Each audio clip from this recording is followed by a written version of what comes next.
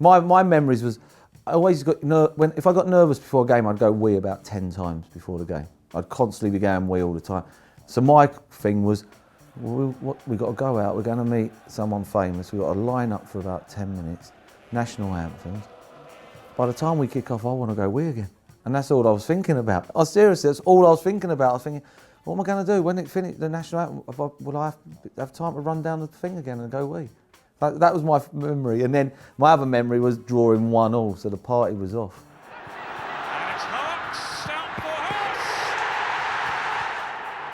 You know, we had a big party organised, but all teams do, and it got cancelled. So we had to play again on the Thursday night. It didn't get cancelled, it got postponed. No, it didn't, because then by the time we won it on the Thursday, it was like midnight, I think, by the time the last goal went in, Andy Linegan's. It seemed like, so we didn't get that sort of party thing after, but it's a great thing to win. Then you're on the losing side in 2000. What do you remember that?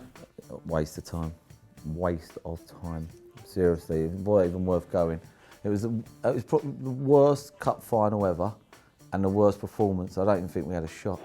Paul Merson.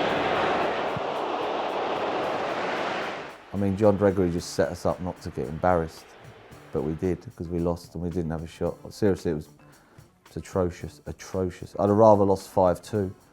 At least the fans had something to jump around about. All through for Thierry Henry, what a moment!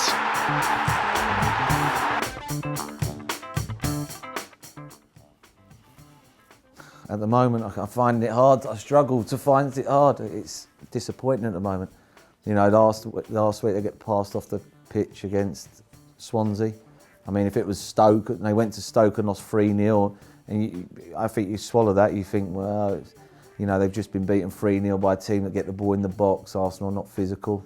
To get passed off the pitch at your own game, for me, was a bit scary. And then the other day, I just don't get the substitution. I know the manager and he can do what he wants to do, but sorry, I can't justify that one. They moved from a 38,000 stadium to a 60,000, so the gates would be bigger, so they can bring in better players. Who have they brought in that's top world class, bar Van Persie, since they moved there?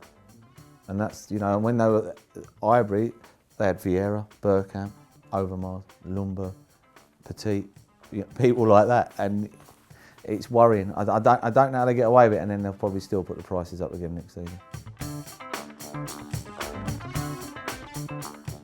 I like Alex McLeish, I do. I know he was at Birmingham, he's the manager at Birmingham, but he's not a blue nose. He's a Scottish manager trying to do well. So I think the fans have got to get off his back in that way. It's not like he's a Birmingham fan, but I think the team is a bit stop-start. They're a bit like a bag of rebels at the moment. You don't really know what you're going to get, and they could go to the Emirates and get a result. They could, but they could go there and lose, and this is a big game for them.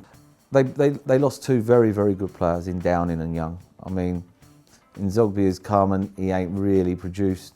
He's not really going to get a lot of goals. I just think the crowds are going down. It's a big game for Villa as well. Bad draw. The draw wins you the FA Cup, nothing else.